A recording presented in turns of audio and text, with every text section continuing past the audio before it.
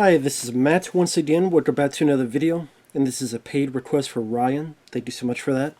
For those interested in requesting any type of videos, whether it be a movie review, re-review, topic reaction, commentary, random thoughts, streams, video game playthrough for an hour, a full playthrough, whatever the case may be, feel free to send it. I'll get to it as soon as I possibly can. For those who sent them, thank you. I do appreciate it. And Ryan wanted me to check out 2 more episodes of Third Rock from the Sun, Season 1, Episode 2 and 3. Now, he had requested the first episode that is on the channel. I think I mentioned on that video that I knew of the show, I had heard of the show, but I'd never really watched much of it. It just never came up or anything of the sort. So, watching it, I can safely say it's fun so far. Mostly because of John Lithgow. Now, the other characters, the other cast members, they do their jobs well. Whether it be the family unit, which, I mean, if you don't know the setup, they're aliens, they're on a mission, they decide to stay on Earth for a lot longer than they were supposed to, and they start warming up to the customs, the cultures, the other people of this planet. And so they pretend to be a family. John Lithgow has a job. He works with Jane Curtin, who was on SNL, was on Coneheads with Dan Aykroyd. Her and John Lithgow are great together. That's probably my favorite part so far on the show. I forget her name, the one who plays the female alien of the family. I thought she does fine. The younger kid version is actually Joseph Gordon-Levitt, early role from him. Of course, we'll go on to be in The Dark Knight Rises and Inception and Looper, various other movies. Premium Rush, which is an underrated one in my opinion. You also have French Stewart, which I'm not sure what he does nowadays, but he does fine, being the courtier. Yeah, I guess that's the best way to describe the courtier member of this unit.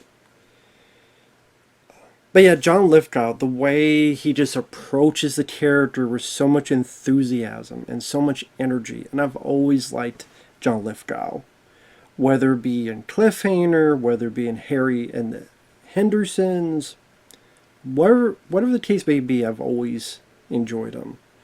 And just having him be able to let loose. And again, it's a 20-some minute episode sitcom a piece, like a lot of sitcoms are without the commercials. So it goes by pretty fast.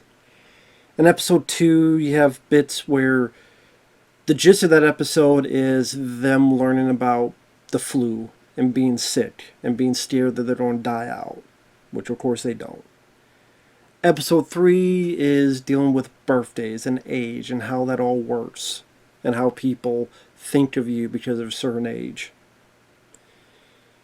Episode 2, some of the stuff I noticed was Joseph Gordon-Levitt's character, just because of his teen hormones, he's getting more and more hornier, more and more into girls, and wanted to make out with this girl, and they're like, well, what tipped the scale? She let me. I thought that was kind of a funny line reading. Or about how he's describing how the set was so beautiful and I had to touch them, and you think he's talking about the girl's breasts. But he's like, I reached over, I did this, and then she said, ow, my eyes. That's one of those things that I'm like, I should have seen that coming, but I did laugh at it. In the meanwhile, John Lithgow is kind of hoping to go to this wedding with Jane Curtin. Because he's got a attraction to Jane Curtin, who's a co-worker. And eventually the family starts getting sick because of Joseph Gordon-Levitt making out with that girl at the beginning. At least that he tells about and stuff. I like that the female alien, when she sneezes, is like, what was that? I don't know, but I want another one. And how it's like feeling good to her, almost like an orgasm. And then the family gets more sick and they get a bit more worried. And then they start learning about Kleenexes and NyQuil. And again, because he's playing this otherworldly form, the fact that at times John Lithgow can show this childlike wonder at the simplest of things, like a Kleenex box. He pulls one out, and he's doing this, and it's like, as if they keep coming, it's like, and he's like, oh.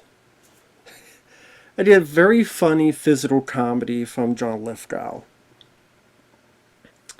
There's also this weird subplot where French Stewart, I guess, has infatuation with Martha Stewart, and he even has a dream where Martha Stewart is teaching him how to cook. I guess it was just, I don't know, I mean, I guess it was a way to get Martha Stewart. For those who do remember Martha Stewart, but there you go. That seemed a bit kind of out of, well, you can say a lot of the show's out of left field, but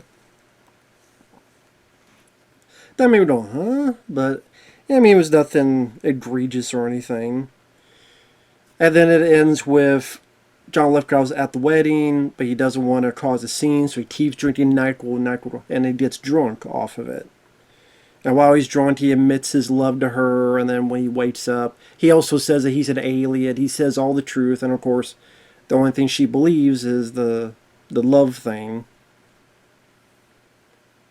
And you get the idea that he's denying it, but he's denying the alien part, but she thinks he's denying the love part, so that miscommunication. But again, their relationship seems kind of awfully sweet in a nice way.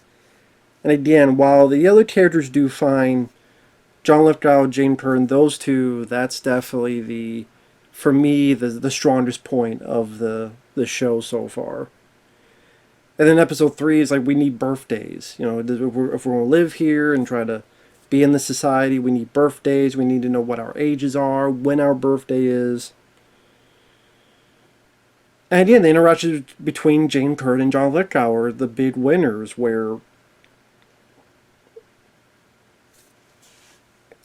I think somehow it's acting your age, and Lithgow's like, you're once her age? Believe it or not. Okay, then not. And it's how just so many times Lithgow just takes things at face value. And again, the other characters, they do, I mean, Joseph Gordon-Levitt and French Stewart don't have a whole lot to do in this episode. This is a funny bit where I should look up her damn name. I keep saying the female alien. Let me just look up her name real quick. I apologize. I'm so bad with names. Kristen Johnston. Kristen Johnston, who's in Austin Powers Inspired Shad Me, Flintstones Viva Rock Vegas, Bride Wars, among other stuff. Kristen Johnston. She's like, well, I'm good for my age, and look at these abs, and she kind of hits it and goes, check how firm this is. If I was a guy, blah, blah, blah. And then First Stewart goes, if I was a guy, I would be too.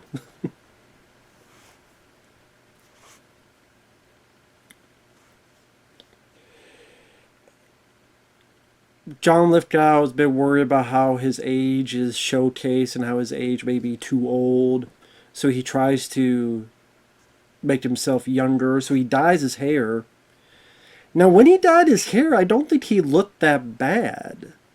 To me, he looked like he did in Harry and the Hendersons, honestly, when he dyed his hair. So I was a bit confused as to the big, wow reaction that the rest of the alien unit, the family unit, showcased. I guess the fact that it was just different. But I didn't think it looked awful. But I do like Jim Lithgow's reaction. He's like, oh my god, I'm gorgeous. And so he goes to work, and the secretary, other people notice it. Jane Curtin notices it. And then when John Lithgow tries to move, you hear this squeaking, or you thought it was a fart or whatever. You find out he is wearing these very, very, very tight pants that anytime he moves, there's a squeaky sound. And you just see Jane Curtin just busting up laughing and go give me that pen or that pencil. But you got one there. I know, but I need that one. And he's walking over there, sweetie, and she just. And you see the jovial, the joy that seems like these folks had fun making the show. And the reason John Lithgow gets bent out of shape is that he was given one birthday card and it was like a joke and then he took it too serious. So she gives him another one and it's calms him down. But I did like the line, if we're over the hill, we might as well enjoy the ride down. I thought that was a good line. And you think of this sweet bit between Lithgow and Jane Curtin, but then she kind of touches him and then all the hair dye gets on her fingers or across his fucking cheek. John Lithgow and Jane Curtin, they have good chemistry with each other. They have good rapport and back and forth with each other. That, to me, so far, is what makes the show work. And it seems like so far they know it. I mean, again, this is only 3 episodes in, but it seems like they know that because most of the time we have concentrated on that. We haven't really concentrated on the other characters. And now I'm sure with more episodes, more seasons, they go into Joseph Gordon-Levitt at school, or they go into what the other characters, French Stewart and others, are doing, interactions they have. So I don't know if that'll be an obvious thing to do, because there's only so many times you could do that for so long, but you want to create more for these other characters and actors to work with to make them more three-dimensional. But as is, I'm just enjoying the bits between Lithgow and Jane Curtin at the very least. And the others have their little moments to shine as well. But yeah, they're both fun. They're both just fun for what they need to be. So can't really complain about it. With that said, thanks for watching. Take care. And we'll see you guys in the next video. Bye-bye for now.